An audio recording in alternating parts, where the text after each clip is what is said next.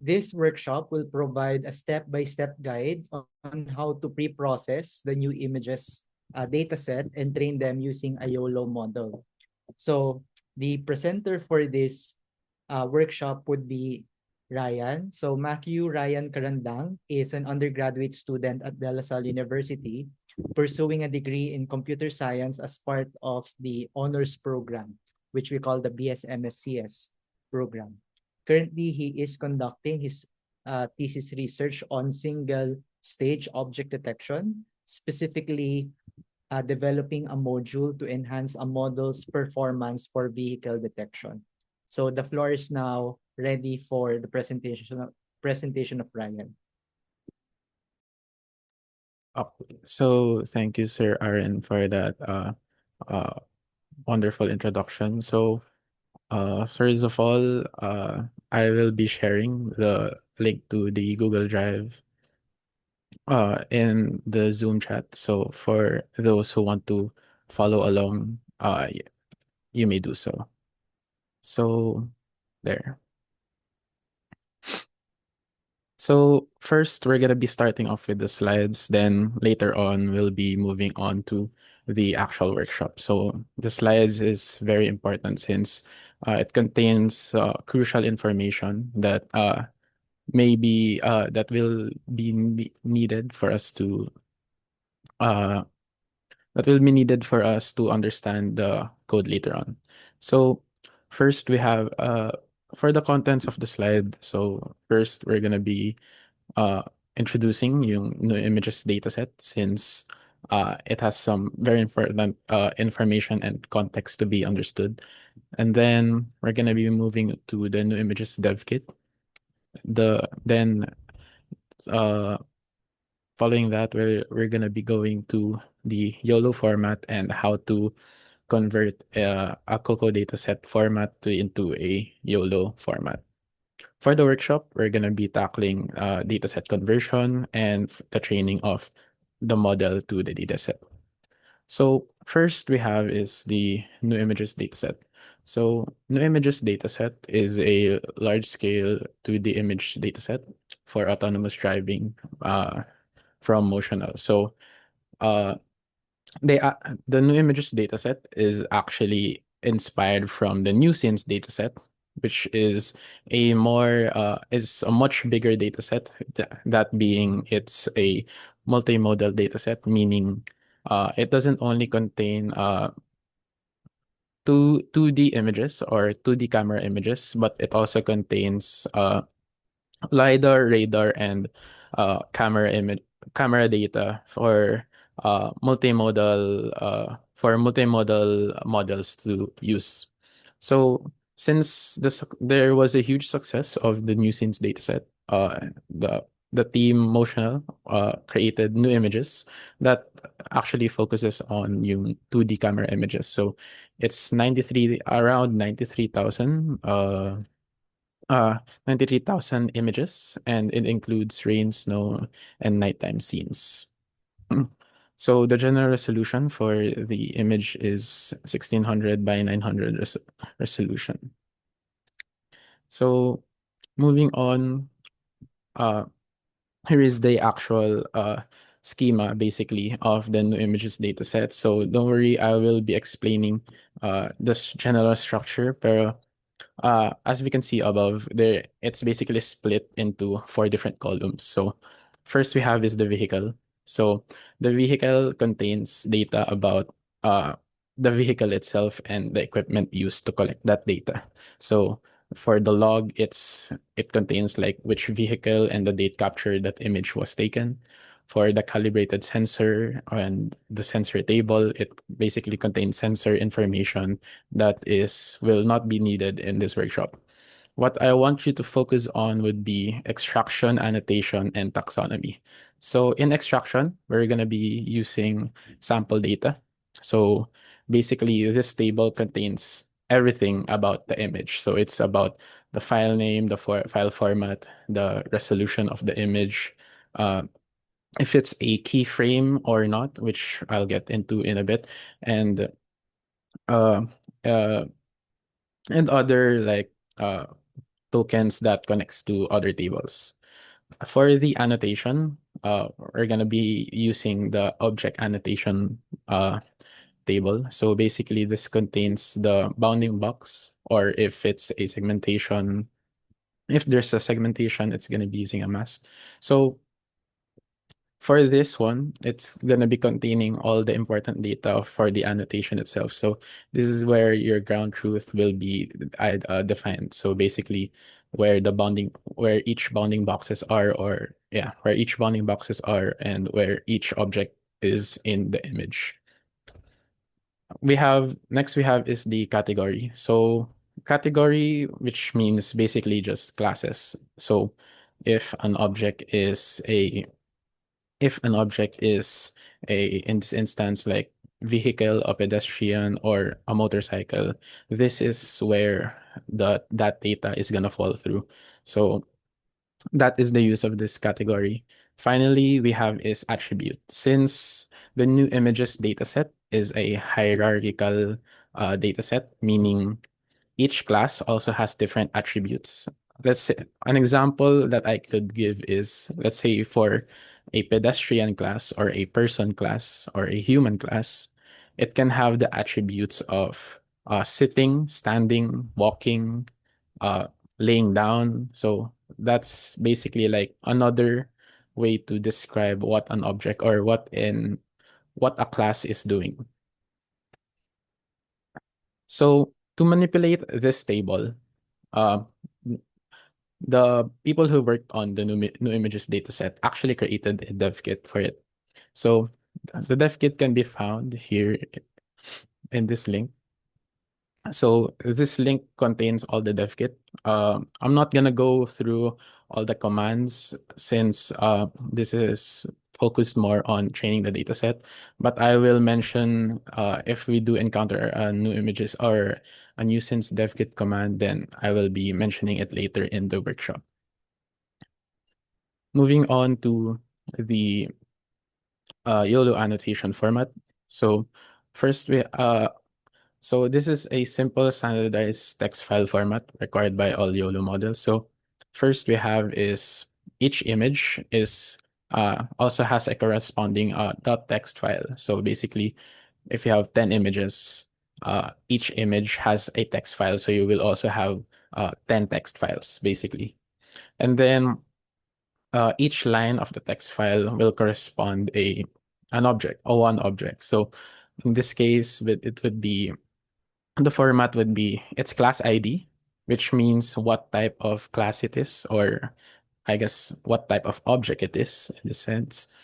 Uh, the center X and Y center points, so located here in the middle, and then width and height, basically the width of the box and the width and height of the box. Then these values are also normalized to the image size. So basically what that means is if let's say you have let's say uh the values here, it corresponds to how big the image is. So it's going to be normalized according to the image size, basically means that all values are going to be 0 to 1.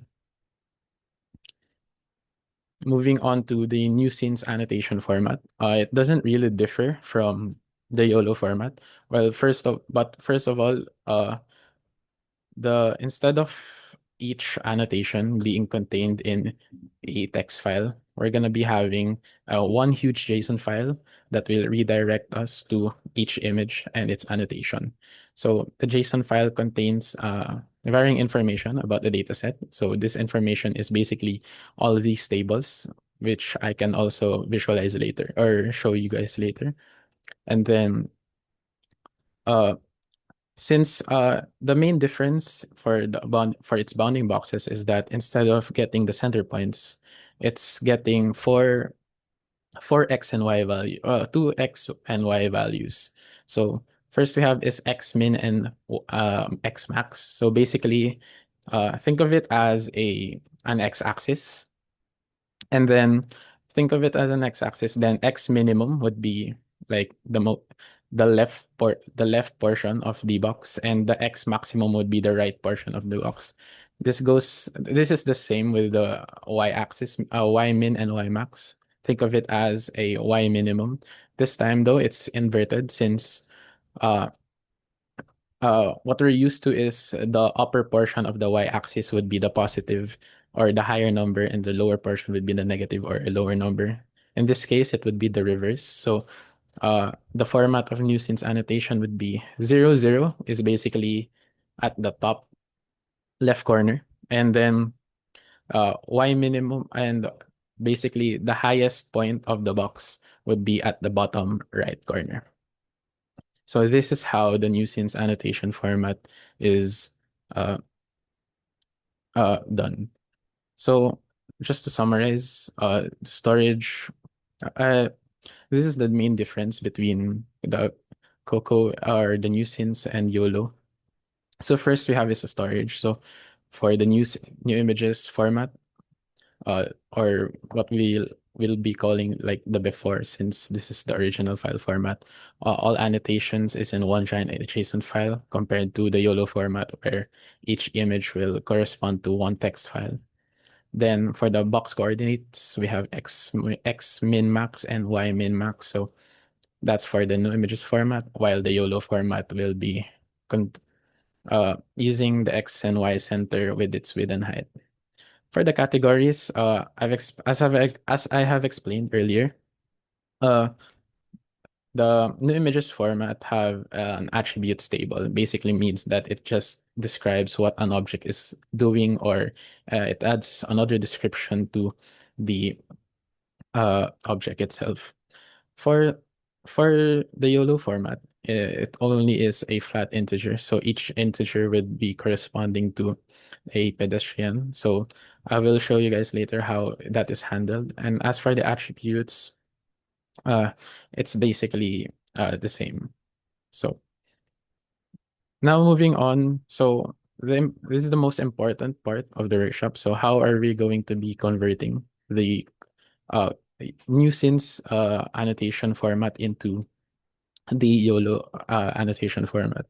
So first we have here is yung annotation ng is the annotation of nuisance format. So here we have the xmin and xmax, then ymin, then ymax. Then this is the object that's being uh, captured by the bounding box. So first we have to get is uh, the height, since the YOLO format requires xy centers and height width. And so we're gonna be first getting is the height.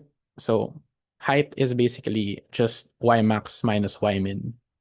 So that's how we are able to get the height. And same goes with width. So the width in this case would be x max minus x min. So that would be then.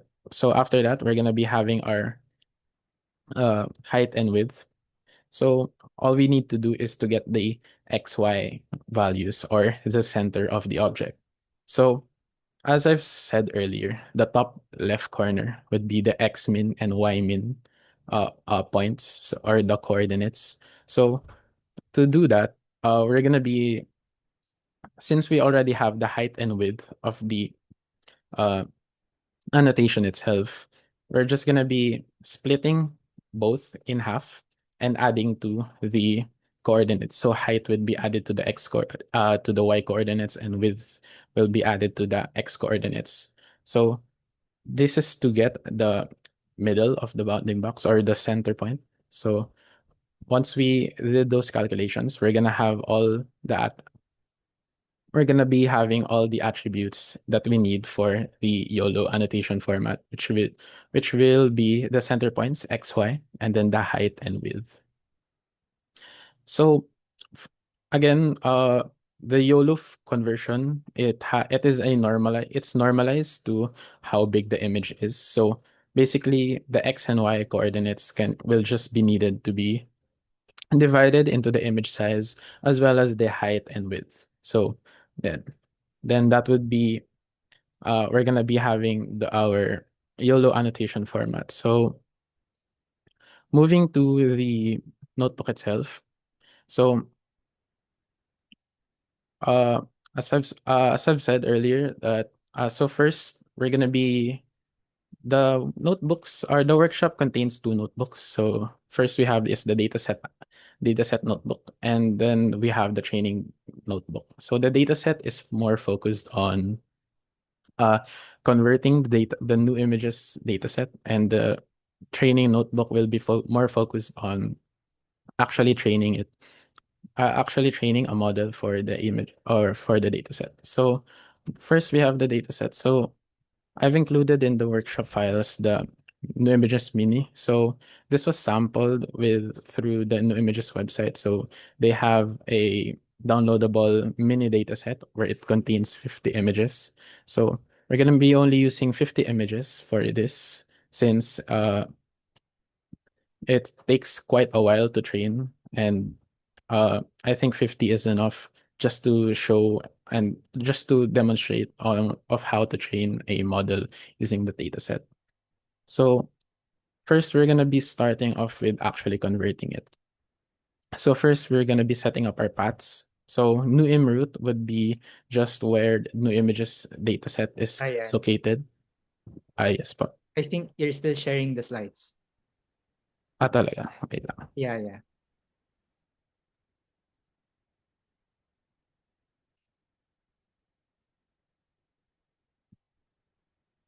Ayan, okay na po ba?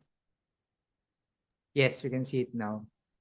Okay, so sige, I'll briefly go back to it. So we're gonna be using a NuImages mini dataset. So it's gonna be just 50 uh 50 images, since again I think training takes up quite a long time, and I think it would be enough to demonstrate yung uh how a model is trained. So first we're gonna be doing is converting the dataset. So in the dataset notebook, the first steps are setting up the path. So the new im route, which basically means that where the new images dataset is located. The output route is where you want the converted dataset uh to be outputted, and then for the label mapping, we're gonna set it to faithful. So let me explain first about label mapping. So as I've said earlier, uh, NuImages has a NuImages basically has a different attributes and different classes. So, for instance, it can have a class of a human pedestrian adult, but it can also have an attribute of a human pedestrian adult that is sitting down, that is moving and standing.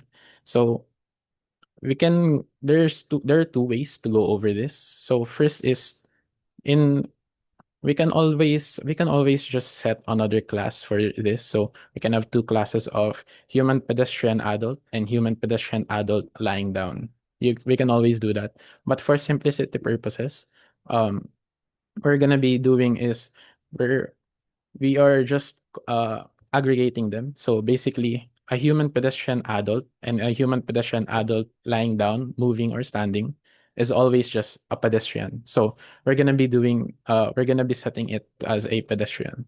As this would be the same for, let's say, a vehicle bus that is bendy, or there's a bending portion to the bus, and vehicle bus that is rigid, or yung mga nakikita natin sa daan, like yung the most common bus here sa Philippines, ganun.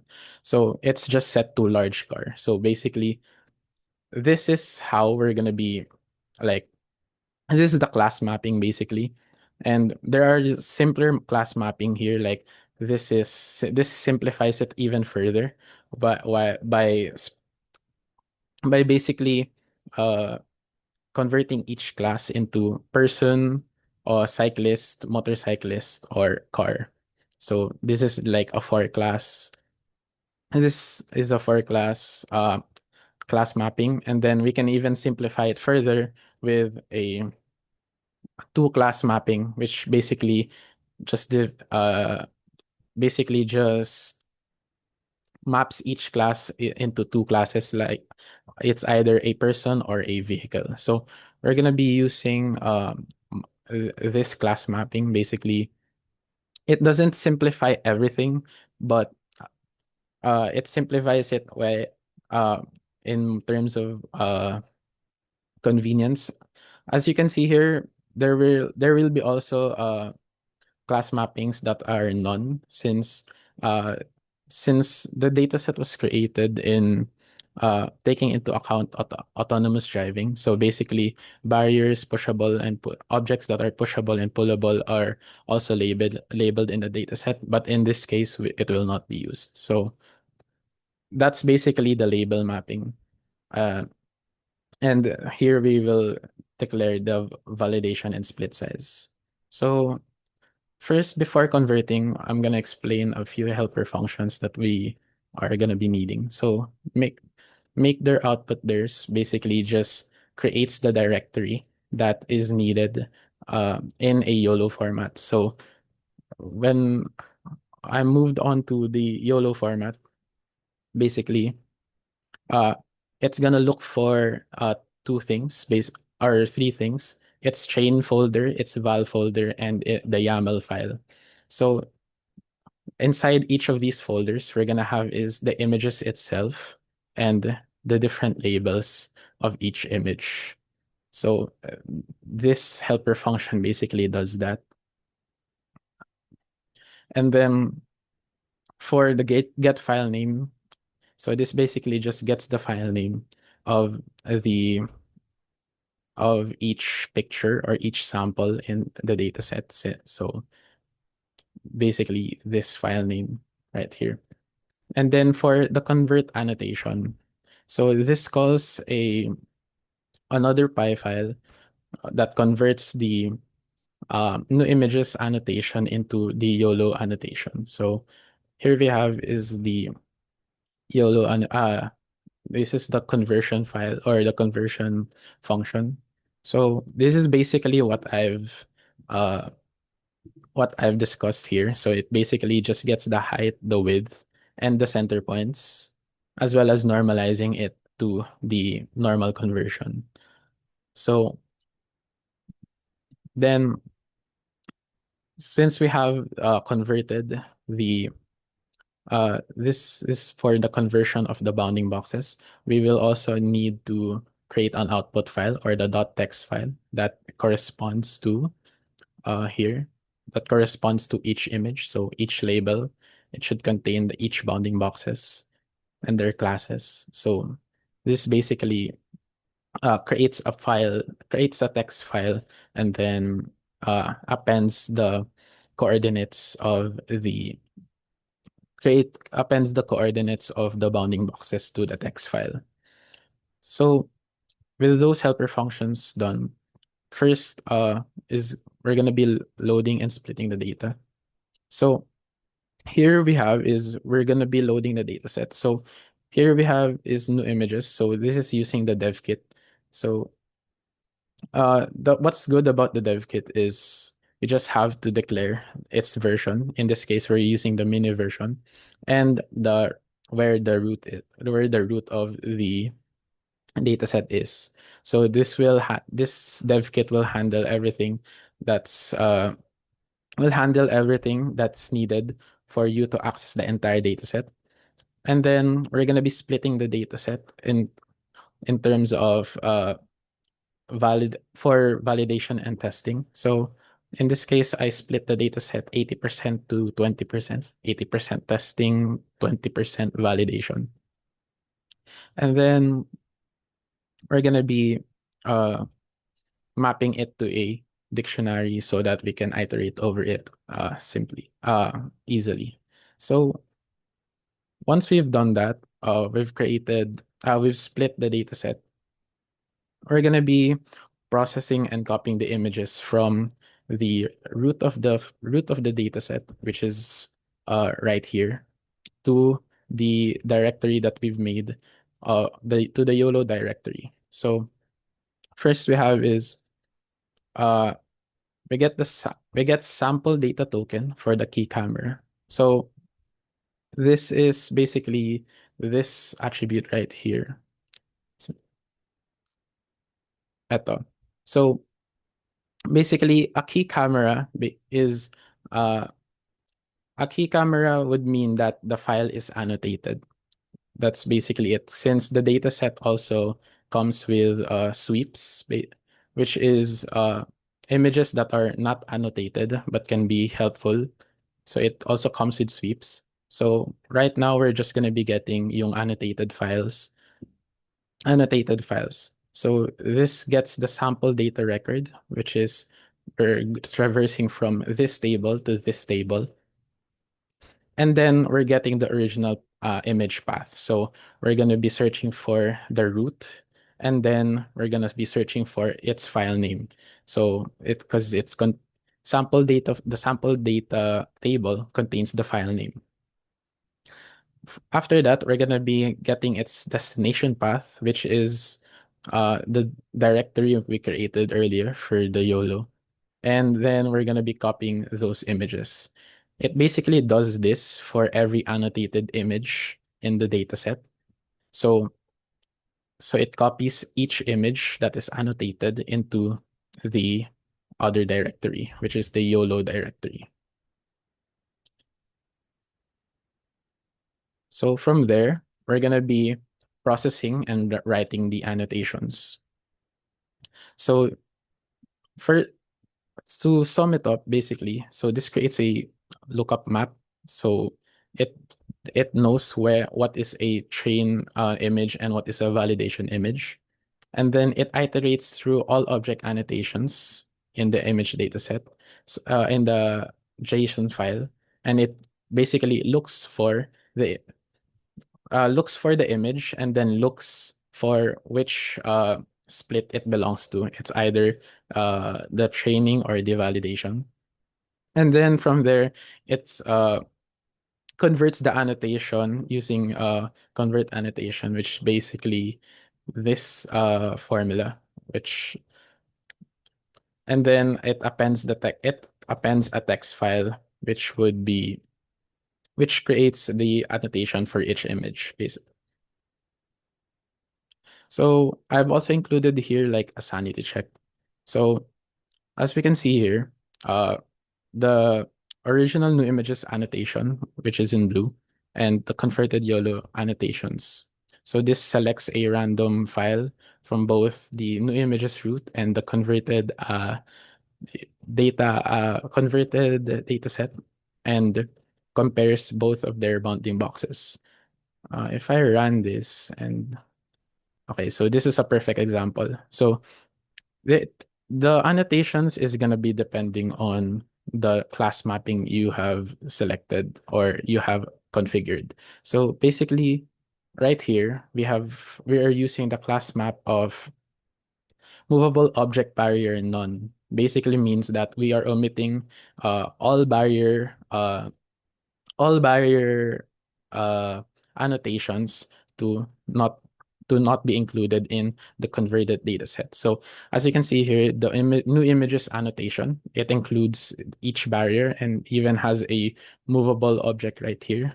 But in the converted YOLO annotations, since we're focused more on vehicle annotations, uh, we just included vehicle annotations while skipping the barrier. So do take into account that if you want to focus more on, or if you want to convert data sets, not only NuImages dataset but other dataset, there's gonna be you can either uh remove certain annotations or include them still in terms of converting it. So once we have the test and validation, we actually will need another file called the YAML file. So, so the YAML file basically contains where the uh, what the model will look for in terms of where the train images are, where the validation images are, and what are the classes. So so this will basically create a YAML file, and then after that a we have a YOLO we have a YOLO format dataset that we can use on training. So let's move on to yung training na notebook. So the training notebook, basically, it's more focused on having already a YOLO YOLO annotation format dataset, and it will just try to run it. So first we have is we're gonna be using YOLO V8 by Ultralytics. So I've used this since it's quite popular and it's quite prominent the different in different fields, in different research fields as well. There are plenty of papers. So this would be a perfect example to use. And so I'm using Ultralytics just to simplify things further, since that I think uh, going through over the or implementing a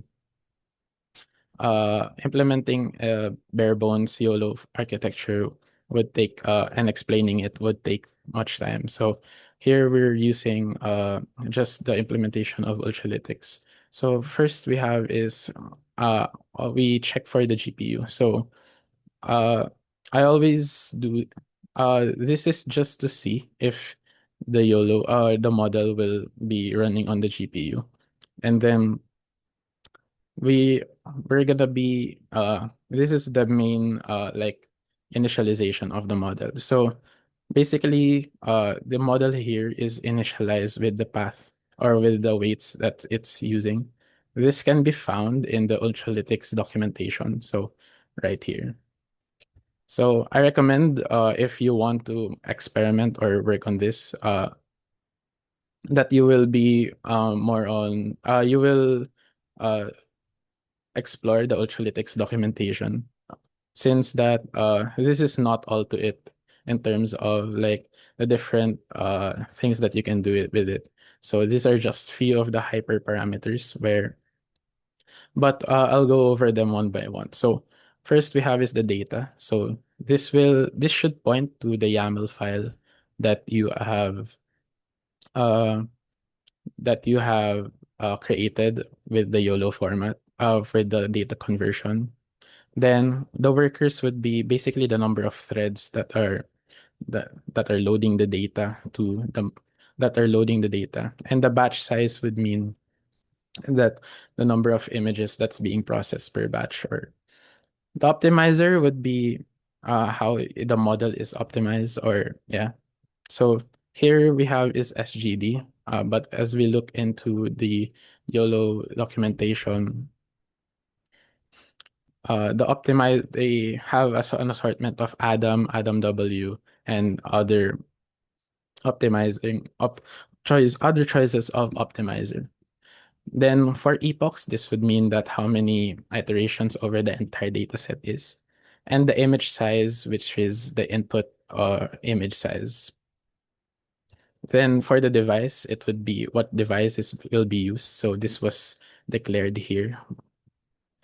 And then for the project and project name, this basically means the what directory it will go to once the training is done.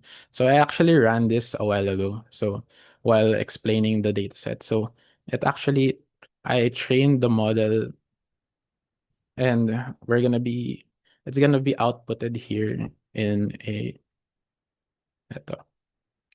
So once you've trained the model, it already comes with the different statistics that you want. The statistics, different metrics that you will need, such as F1, precision, precision recall, and recall confidence curve, as well as different more metrics. It will also show each training batch. So for the first batch, it's these sets of images, and then for another batch, it will be these sets of images. Uh, but again, this is just a small data set, and uh, for its validation,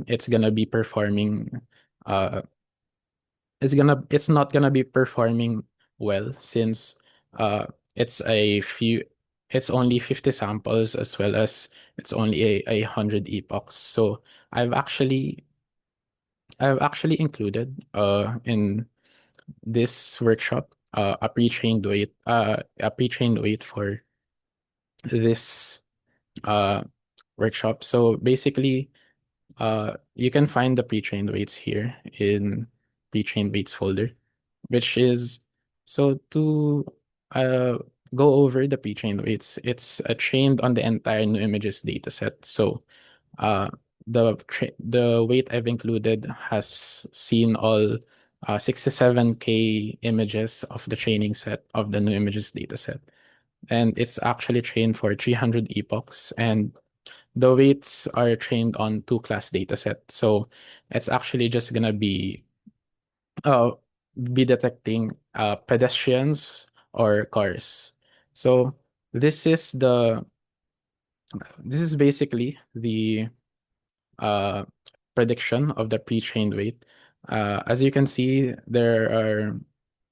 it only detects vehicles or persons since I've configured it to only detect vehicles or persons. Then uh as we can see, even if in 300 epochs, it's still gonna miss a few cars. Like for instance, uh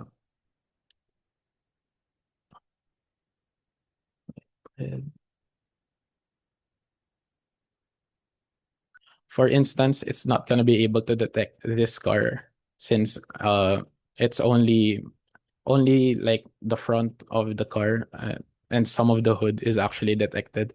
But it's pretty good in terms of like small object detection, even since this car is basically almost not visible to the eye or indistinguishable, but it's able to detect the vehicle. So uh it's still not perfect, but it's a good start since it's only 300 epochs. And yeah, this goes to show that uh 50 images and 100 epochs is really not that good in terms of predicting, since even with models such as that trains on almost 60K images and 300 epochs can still miss detections. Like for instance, this bike is classified as a vehicle, but since there's like a bounding box, it's not detected by the model at all. So yeah, so again, for you can mess around with the prediction of this weight as well. So you can set the confidence to like 90%.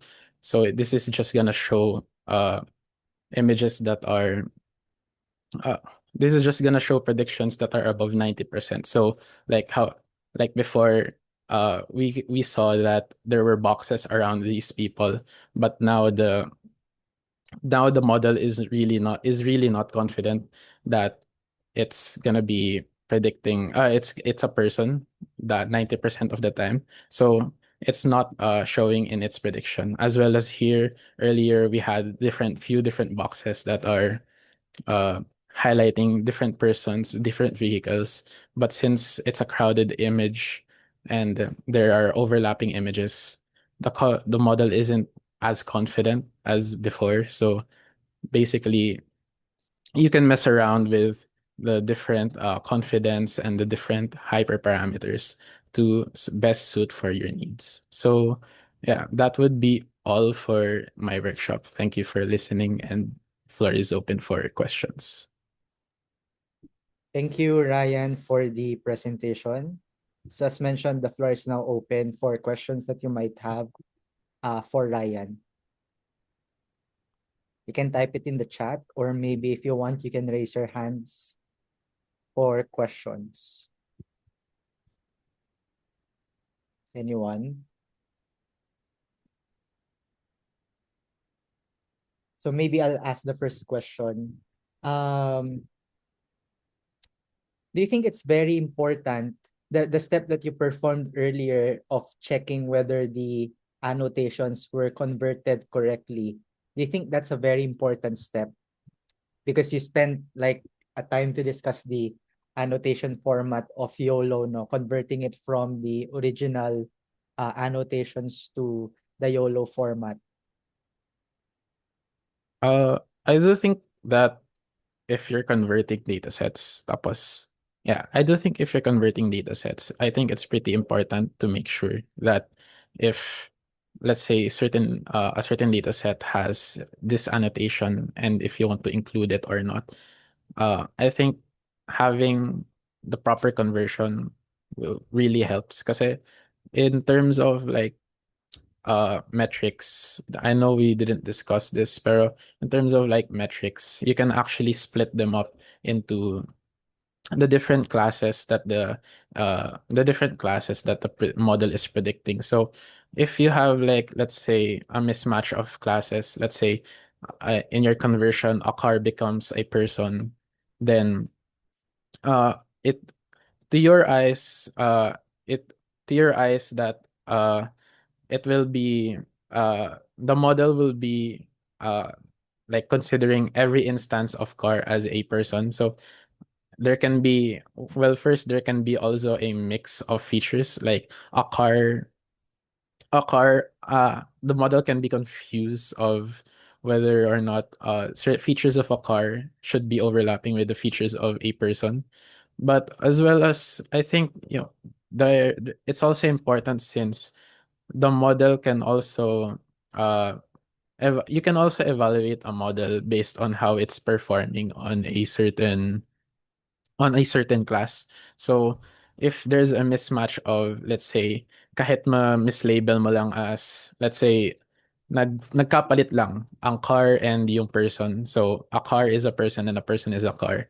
Tapos nakuha mo yung metrics. It would confuse you as well to think that it's struggling on a certain class even though it's reversed. So the model internally will be struggling with like a car class, pero to you as a researcher, or to you who have switched the classes up, would think that it's struggling on a person, so I should focus on a person more. So I think those answers are that's why it's really important to double check if you're converting data sets correctly. Okay, good. Thank you. That's actually correct. No, sometimes you also want to check the compatibility between the way that the bounding box should be represented, whether you need the two endpoints or you need the center point and the width and the height. Okay. If there are no questions, can you please raise your hands to the listeners, please, so that we can go to the next presenter.